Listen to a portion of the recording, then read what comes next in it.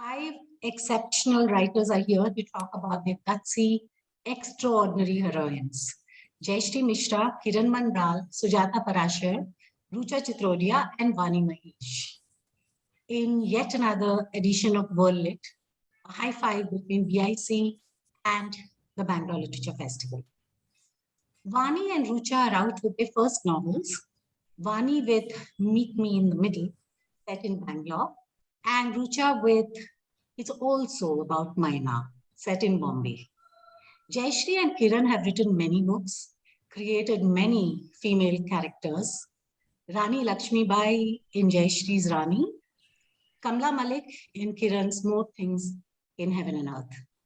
And Sujata has given us everyday, flawed, braveheart women in her In Pursuit series of novels, which began with In Pursuit of Infidelity, which I happened to edit.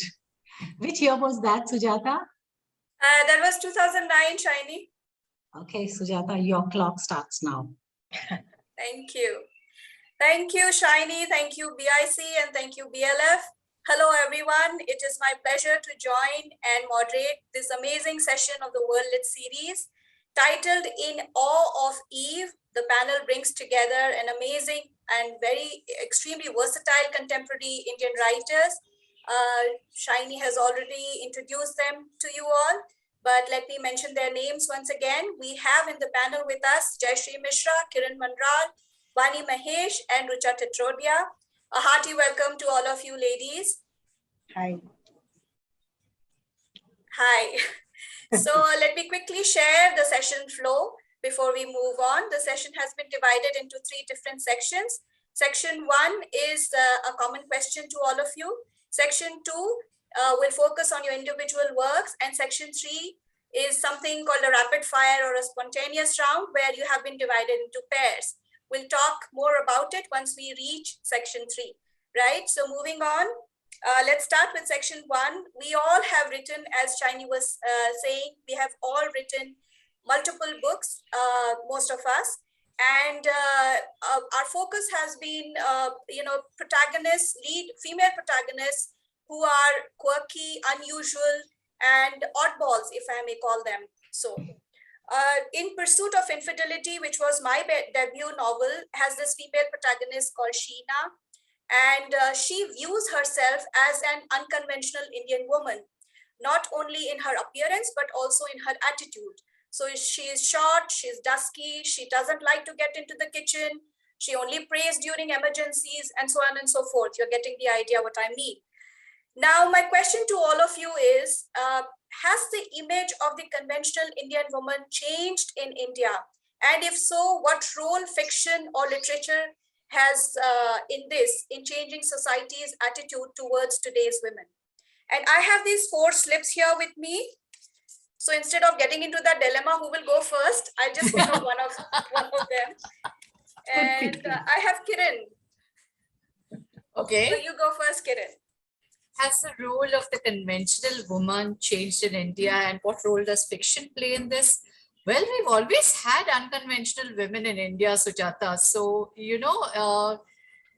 has the image changed? Image of a conventional Indian woman? See, the image is what society tends to define a woman by. What do women tend to define themselves by is a completely different thing. Has the image changed? No, I think it's pretty much still the same. You're still pretty much supposed to be a superwoman, manage home, heart, child, job, kitchen, house guests, everything. That continues to be. You have to be a good, you are supposed to be a good daughter-in-law, a good daughter, a good wife, a good whatever mother who packs, hot piping meals every day. That is the expectation.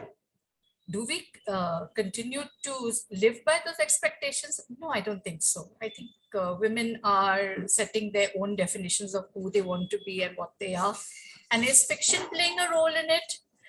I would say so, because many women are writing a lot of protagonists, female protagonists who are, I wouldn't say unconventional. They are women who are living their lives. If society sees them as unconventional, that's society's problem, not theirs. Thank you, Kiran. Moving on to the next speaker, I have Rucha. Yeah, hi. Hi. Okay, see, when I speak of the conventional or unconventional Indian woman, I'm just speaking of urban women who have access to education, to communication, and of course, information because of the internet. They are the post-Google women I'm talking about here. So in an urban milieu, this has meant a marked spike in her awareness of, first and foremost, her own self as an individual, of her rights, and then her duties in that order, as opposed to her duties, concept of self, and lastly, the rights. So considering that she puts herself first now, the new woman is perceived as a bit of a power person. And that has happened even in conventional homes, because with awareness comes this sense of self-preservation. So unless someone is very myopic, they would not mess with her. And here I'd also like to mention that our Indian laws are extremely women-centric and need to be appreciated. Now, whether literature has played any role in changing the way women perceive themselves and the way the world perceives them, I think it is a chicken and egg kind of a situation. I don't know. I mean, maybe life has influenced literature, or literature has influenced life, or a bit of both. I think it's a bit of both. I think the Me Too movement, the mainstreaming of ideas such as gaslighting and abuse in whatever form, see what you made me do. I mean, see what you made me do is like so laughable in today's context. And none of this is okay, especially for Gen Z, people born after 1995 or 97, if I'm not mistaken. So, yeah, one example, I mean, I take a minute, is about literature, I think, is The Girl on the Train, where the protagonist is seen as alcoholic, unstable, she has blackouts, and she is weirdly obsessed with her ex-husband and his wonderful family and his life with his second wife and their kid. And I was like, dude, get a life. But we all rooted for her, and the book was a bestseller, an all-time bestseller in a lot of ways. And why is that? I guess because somehow she manages to dig into the recesses of her mind, and she finds out that she's been manipulated by her ex, gaslighted by her ex, and she learns to trust herself and finally bring him to justice. And how? Like with the help of his new wife, her so-called rival, who has learned that he's not the prince she thought him to be. So that's how far we've come. Yeah, that's how far we've come. Very well put, Rucha. Thank you so much. Moving on. Here I go. Rani, you're next. All right.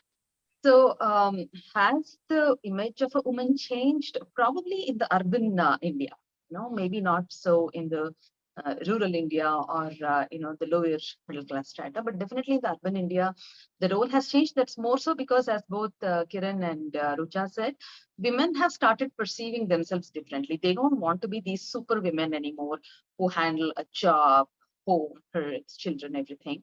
So I think people have started accepting that, whether it's the husband or the in-laws. So they're okay. If you don't like to cook, that's okay. If you don't want to work and just want to be home, that's also okay. I think has the literature changed the image to which a woman is viewed, a woman's image? It should. I mean, whether it has or not, I really feel there has to be more penetration. More women have to read books, more men have to read books, because there's only then you start understanding other perspectives. So I do hope what literature has a major role to play. In my opinion, it doesn't have as much of a role as it should, as it deserves. Thank you, Vani. And also, may I add here that I totally agree with Rucha when she says that the laws are quite, centric, women-centric. But how many of us knows these laws, right? Most of us are unaware. We are not sensitized, or we are not aware of what the laws are and what they say, and that's why so many of the crimes which could be avoided, they happen because we are unaware. Right. Thank you. So moving on to Jayashree now. I don't even have to pick the slip. I know. Please go on. like every good woman of my generation, I come last. I'll be the last to eat and the last to leave the house and the last to do everything. I think I quite agree with Kiran. With most of my fabulous fellow panelists have covered pretty much anything I would have thought of saying that was original. But I think I tend to come down on the side of what Kiran said, was that societal expectations have sort of remained the same. And within that, some women, I think we've sort of have managed to break out of various, all the stuff that Rani was talking about, that we can try and get our in-laws to change and can try and get our husbands to change and can try and get larger society, wider society to change. But it's still one hell of a battle. And I think there's a long, long road ahead. We've all acknowledged that we're speaking from the point of view of the urban woman who's educated and empowered already in whichever way. But yeah, I would hesitate to say that we've changed or we've dramatically kind of moved away from whatever was considered the ideal conventional woman. Have books and literature played a part? To be perfectly honest, if I could give you the answer in one word, I'd say no, because it's a little bit like preaching to the converted. I think people who read are probably the ones who don't need to be convinced, because reading, very active reading, is indicates someone who's willing to empathize, willing to step into other people's worlds, with other people's shoes, walk in their shoes. So what's the point really in using books and literature to try and convince those people who have already traveled that road, who's sort of already there pretty much? I mean, these are all big generalizations, I realize. But it's about reaching those who will not even touch a book and understand what it's like to be somebody else, for a man to understand what it's like to be a woman. I mean, men by and large wouldn't even read a book that has the name of a woman on it. We were just talking about this at the Times of India Lit Fest the other day. So it's a big, long, tough journey strewn with all kinds of obstacles. And yeah, I think the people who are readers are not the ones. I think books, the job of a book remains one of entertainment and to some extent information if you're a nonfiction writer. But I think trying to use books to teach people and change the world is a bit of a wasted energy. Thank you so much, Jayashree. Sorry, I didn't catch the last line, Jayashree. I'm sorry to bring a bit note of doom and gloom right at the end of the No, not at all. Participants. Thank you so much. We all have been talking about urban women. Any thoughts on rural women? Has their image or their perspective from society's point of view and from the women herself, have they changed slightly? Or because I'm bringing this up because, at the Hyderabad Lit Fest a few years back, I was asked this question that you always write about the urban women, young women from urban areas, but you never mention or you don't have a protagonist from rural areas. And just to, that thought kept working in my mind for a long period of time. And when I wrote my book, a social-political thriller, The Temple Bar Woman, my protagonist, I deliberately, developed a character who was from the rural area and who rises to become a chief minister of a state. And she's just a simple school teacher in a village. So I wanted to challenge myself and, and that's how I came on the idea of developing such a character. But any thoughts, ladies, on the rural women? Same question, but... Same order? No. Anyone. So, if you just look at the Padma Awards, in recent times, you can see that the kind of women getting the awards is very different from the kind of women we've been seeing earlier. Of course, they're all achievers in their own space and right, but we're seeing a lot of women we've never heard of earlier. We're seeing women who are doing work at actual grassroots levels, women who are, doing stuff that doesn't come from a place of an urban privilege or, urban sensibility.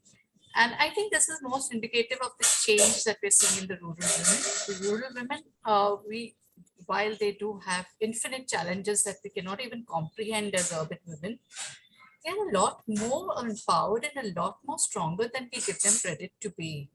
many of them are, through cooperatives, actually running their households. There are women farmers out there who may not have the land on their names, but who are actually running the entire farms and managing everything while the men folk are away in the cities earning a living. So women in the rural areas are definitely, I think, a force to be reckoned with.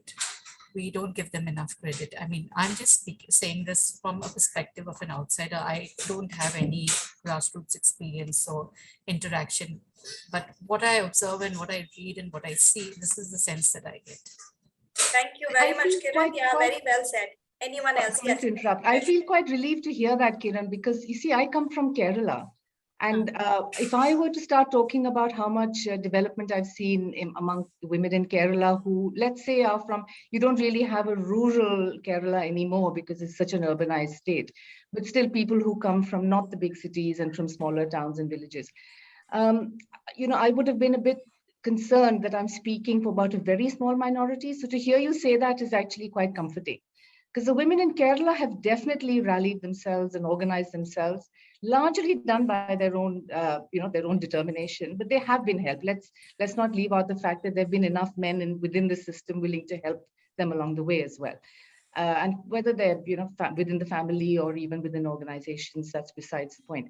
But there's a very good scheme called the Kudumba Shri scheme, and I'm not sure whether this is very well known outside of Kerala.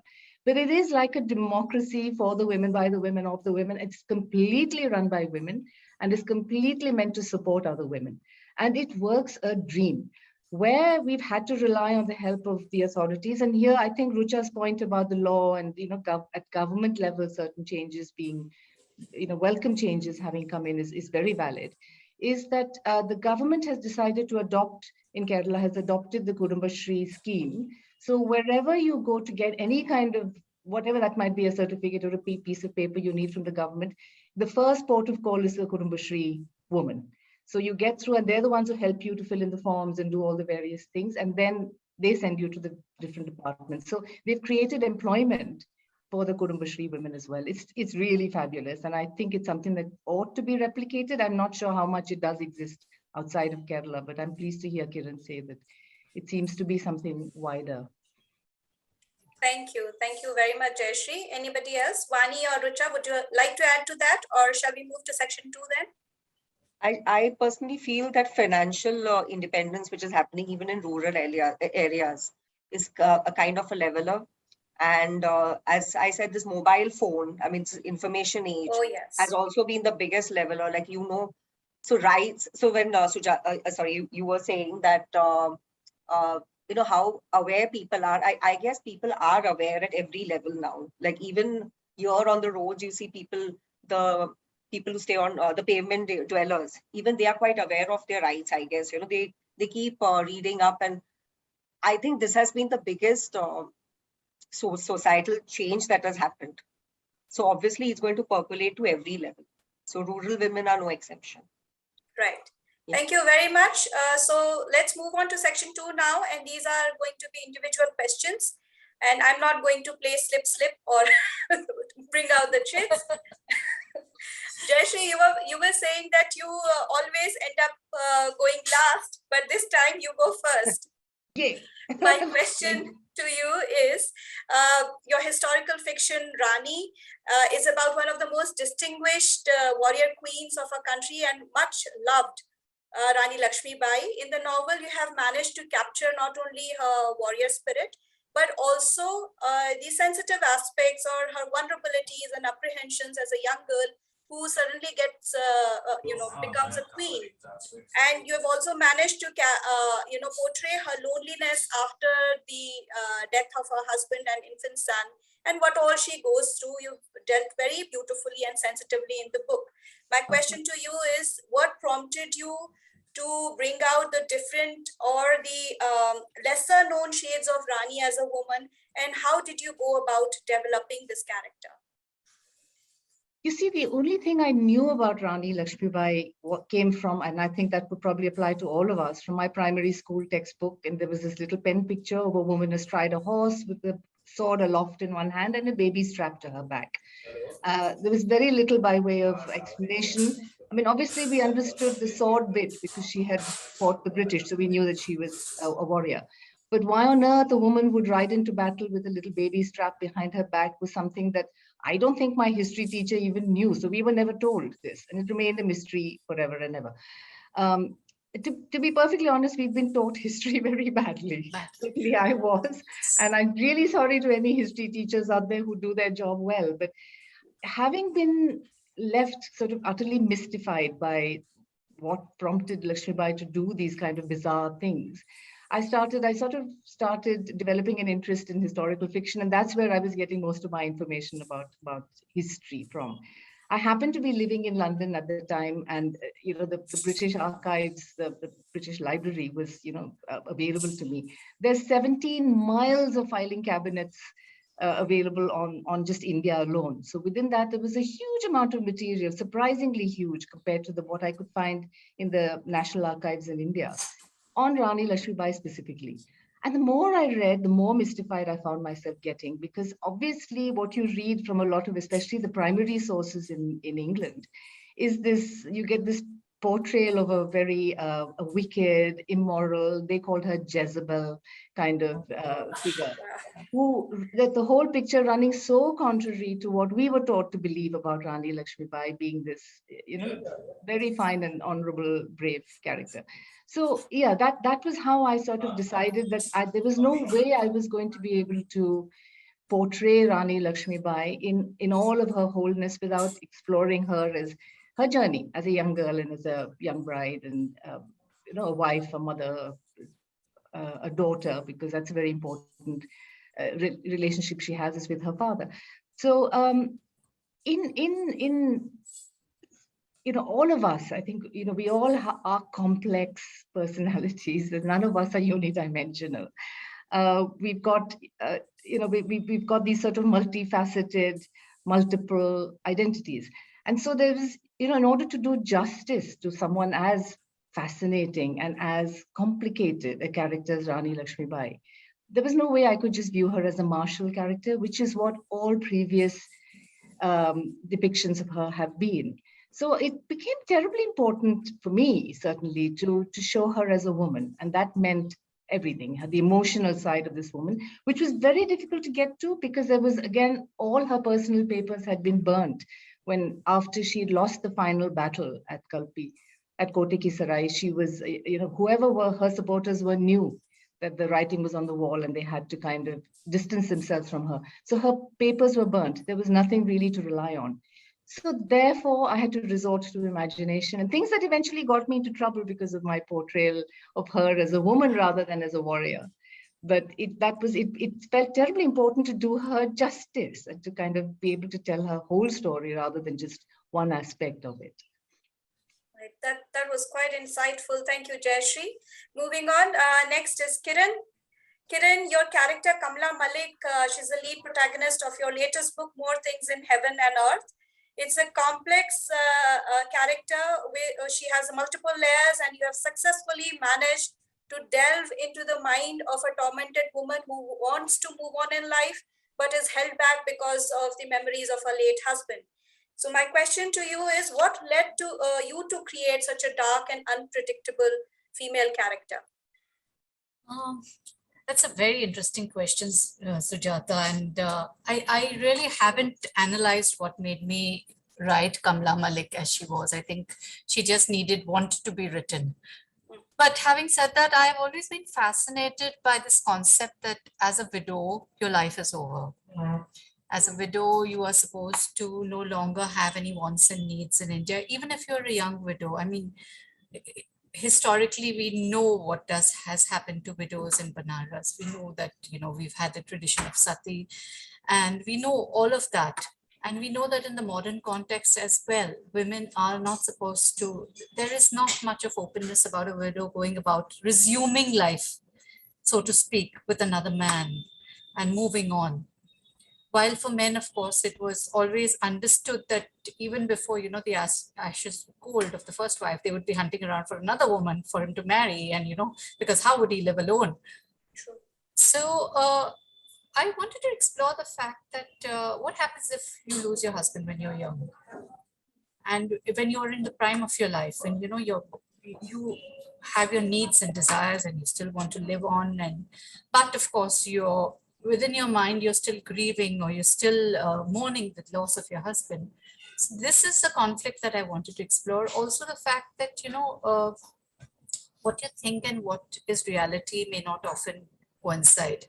What you see of a person and what a person might be may not always be true. So don't take anyone at face value, is what I've tried to bring out. I hope it comes out. And there's a very strong line that I think Gloria Steinem said, that don't make widowhood a woman's only way to power. So I think that was the underlying thought behind my entire character building, that what if a woman thinks that being a widow is what will give her, what will free her, or what will give her power.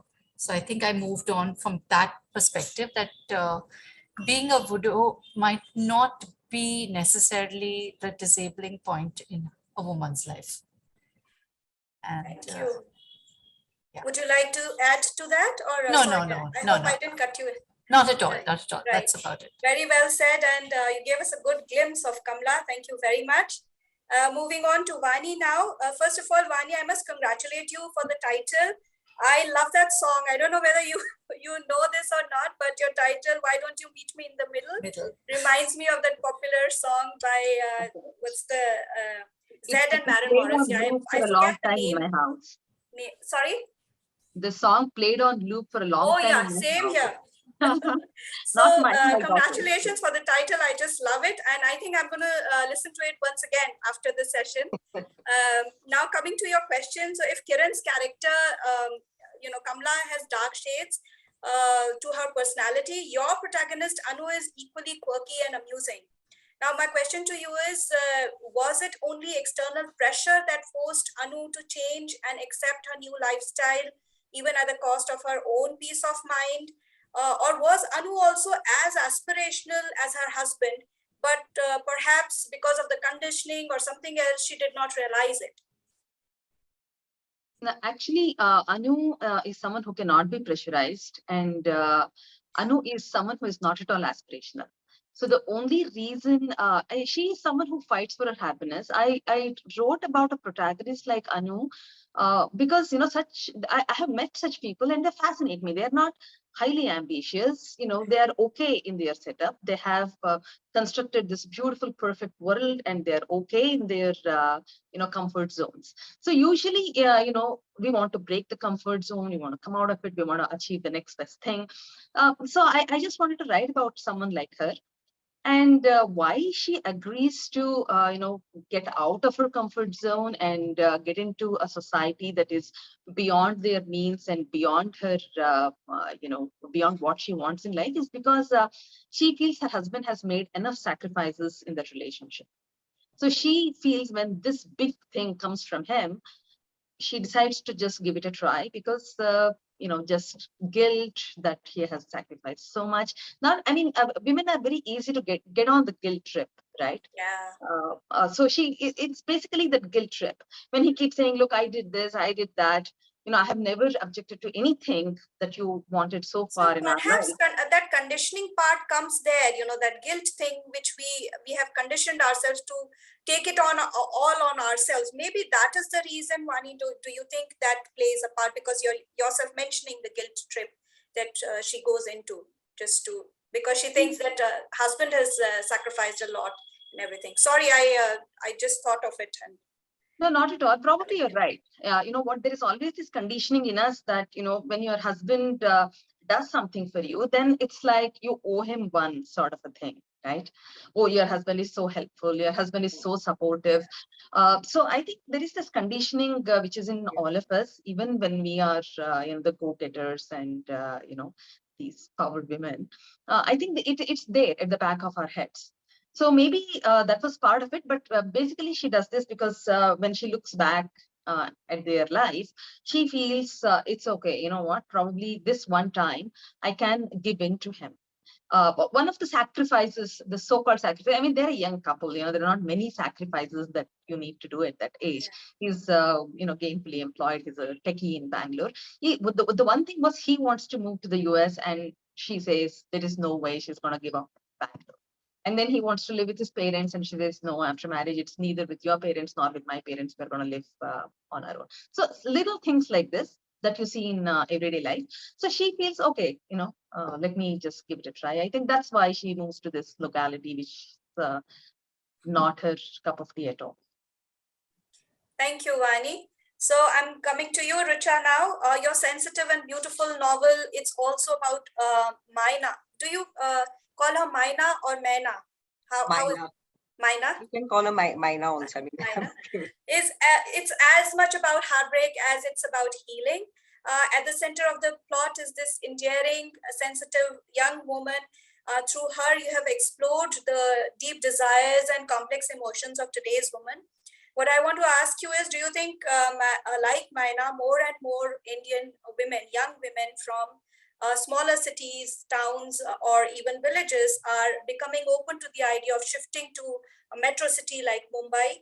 And more importantly, are cities like Mumbai embracing them, are readily embracing such women? okay. See, people have been shifting to cities ever since the Industrial Revolution. That's a couple of 100 years. But what the pace, of course, has been increasing because of peer pressure. Like your neighbor goes and everybody goes. And I think now people are in fact going abroad. There are more instances of kids going abroad than to other cities. But I guess what happens now will be very interesting to watch with this work from home and hybrid work options. I think this flow is already reversing, you know. I see people turning down jobs if work from home or a hybrid or workspace is not an option. So how this impacts women who will be now stuck at home, you know, they'll be stuck in the same situation they've been in forever, and how it impacts the fabric of society, so to say, is something that needs to be seen. Having said that, I think cities have always been accepting of all because I mean, but just what by I'm default. talking about here, Richa, just sorry to cut you in. Yeah. What I want to understand Okay. from you is that are they readily, are they ready to live all by themselves, alone, independently? You know, that was Yeah, always of a course, problem. of course. Of course, Right. they are ready, and which is why, you know, this work from home option which has come in. I don't know, like whether parents or families will be as keen on letting their kids really out. You know, they'll think, okay, you can work from home. You don't really have to go. See, that was probably an excuse in overprotecting homes like Mina's, whose father is like a helicopter parent. Right. And for her, it's like, you know, she can just explore herself. She can come into her own. She can find her own space, her strength. And, you know, it was even like 2-3 years ago, that was the situation, I think, has dramatically changed after post-COVID. So, yeah, but women have been, but as I said, there'll be a different society that we watch now, and we'll have to see how it all pans out. But having said that, I think cities have always been accepting of people of every background. As I said, it's like the default option. And one thing which I've been noticing is that these days I see women even in shorts and all jogging at midnight, you know, with noise cancelling headphones Yeah. on, you know, and noise cancelling. That is like, you know, a very brave thing to do in, Yes. like if you see it like 10 years back, or taking cabs at 3 a.m. I mean, I've done it all my life. I don't know about the situation in other cities, but in Mumbai, I guess if you don't have to look Delhi over your isn't all shoulder that all the safe. time. I don't think so. We can do this in Delhi. Yeah, Right. I guess, but Please you go know, on. if you don't have to look over your shoulder all the time, I guess that place has been accepting of you. Yeah. Thank you. Thank you, Richa. So that brings us to section 3 now. And what I have done is actually I've divided you into 2 different teams or pairs, as in pairs. So Jayashree and Richa, you are together, and Kiran and Vani, you are together. I'm giving away the questions in advance so you get some time to think. But this is a spontaneous round or a rapid fire round. Now the question for you, Jayashree and Richa, is if Rani Lakshmibai and Maina were to meet in present times, what advice would they give to each other? So Rani Lakshmibai also felt loneliness, and so did Maina at certain point in their time, right? Yeah. So if they were to meet in present times, what advice these two women would exchange or give to each other? That's your question. And for Kiran and Vani, the question is, if Kamla and Anu were to become friends, what changes they would bring in each other's attitudes towards life? So Kiran's character is quite dark. She has dark shades to her personality, and yours is quite quirky and funny. And so if they had to bring certain changes into each other's attitudes towards life, what would they be? Now, again, I'm going to, pick up slips so that you don't blame it on me. Okay, so I have all the 4 slips here and I haven't seen them. So, okay. So Vani and Kiran, you go first. Okay. Vani. Vani, you want to go first? Of course, then you both. I'll repeat the question once again for you. If Kamla and Anu were to become friends, what changes they would bring in each other's attitude towards life?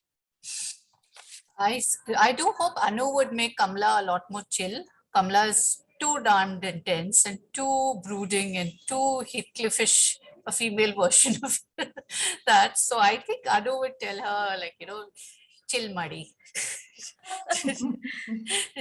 Don't overthink things and just go with the flow. Right. That's what I hope and think. And Kamla needs a dose of that. She really does. Thank you, Kiran. Vani? You're muted, Vani. There is so much background noise, so I thought I would just No mute problem. while not talking. So yeah, first of all, I think Anu and Kamala would be friends because Anu, of all her attributes, she's also a good listener, and probably as Kiran said, she would just tell Kamala to go out, have a drink, and have a night out, and not overthink things. And on the other hand, probably Kamala would tell Anu not to take everything so lightly. That there are other people in your life. Sometimes life doesn't revolve only around you, sort of a thing. So I think that would be a good friendship. I think very interesting, if two characters like that met. Right. Thank you very much. That was quite interesting. And for now coming to you, Rucha and Jayashree, who will want to go first? Or do you want me to pick a slip again? No, Anyone, Jayashree, please. Jayashree would be. I'll go. I was going to say Rucha go first. Well, Lakshmi Bai, the true tragedy of Lakshmi Bai is how lonely she was, and you've observed that quite accurately. I think she never moved to a big city herself, so I don't know how aspirational she could have been in that sense, unless you count moving from Jhansi to Gwalior, where she went briefly during the battles. She had to go. But I think what she would probably tell Maina about loneliness would be, I think she would value female friendship. I think that's what she would say is a salvation ultimately for a woman who's lonely. In her case, it was widowhood. I think in Maina's case, it was other things.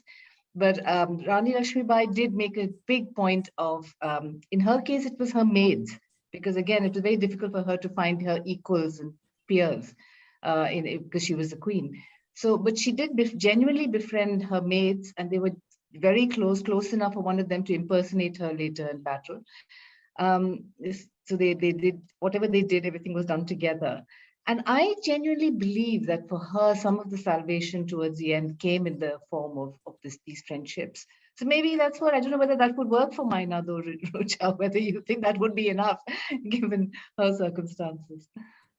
Does Maina have any friends, female friends like that in the book? I'm sorry, I haven't read the entire book, but... Yeah. She has a couple of friends, but they are mostly work friends and college friends she's left behind in her earlier city. But if she were to meet Rani, I'm sure she'll be just enthralled. And I don't think she's the advising thought in any case. She'll be just too happy with the company. And she's somebody who follows around because she's from a family where she's been so overprotected. That and the strength that she has learned has been, it's been a learned behavior, because of the knocks in line. Not everyone is born alpha. People learn along the way.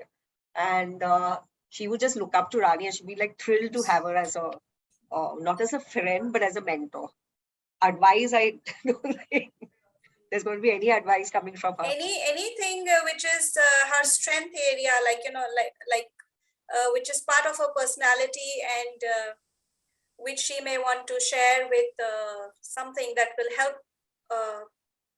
Don't look Rani Lakshmibai as this mentor, figure. She It's is just that a sort of strength. a person, but I guess her vulnerability is a strength, to use a cliche. But she's very open to everything. She's very open to influences. But at this point in her life, because she's so young, I don't think she's open to giving, to really influencing others around her. I think all she can do is create some sort of a happy vibe, because she lives on a very, what should I say, in a very, not at a very intellectual level, at a very day-to-day kind of a level. So that's the kind of a person she is, Right. I like easy think coming. Lakshmi would have been wonderful for her, because she Yeah. was It would good have at been empowering other women, the thing that often women in power don't do, which is help Yeah. those who are sort of Yeah. behind them. But she wasn't that kind of person. So Maina would have blossomed in her company. True. I agree.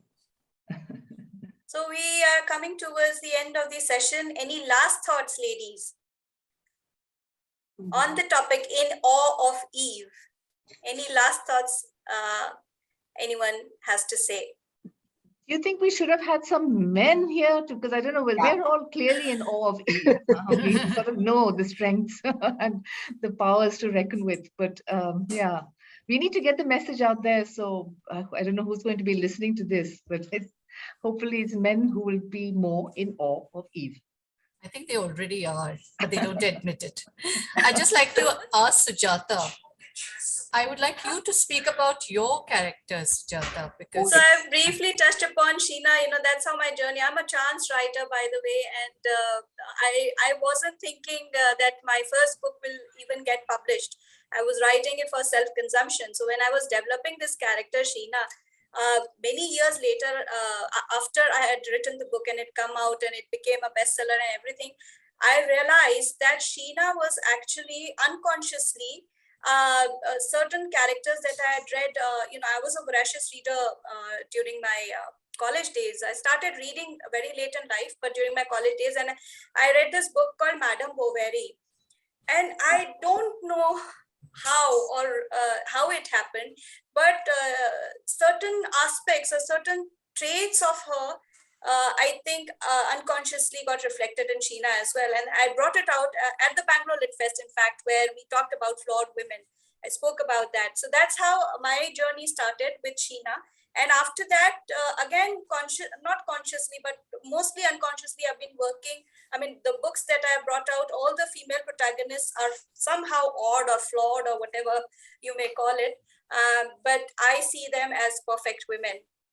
And my latest is a non-fiction, which is, on single parenting. I'm a single parent myself. So my son just turned 18 on 28th of February. And the book, Going Solo, Raising Happy Kids, where I and 50 other single parents have contributed to that book. It won a major award in January. It's the PVLF Author Excellence Award. So I'm just boasting about myself. congratulations. I'm so happy You should. that You totally should. that book was in the making for the longest time. I mean, I didn't even know that it will come out, because it was difficult to get parents on board, to share their journey, to share their thoughts and all. But it came out and it did well, so I'm very happy about that. Very briefly about me. That was very, very briefly about myself. Thank you very much, ladies. It was quite an engaging discussion, quite insightful. But of course, every good thing must come to an end. So thank you very much, and have a wonderful day, everyone. Thank you, and bye-bye. All of you. Thank you. Thanks, Sujata. Thank you. Bye. Bye-bye.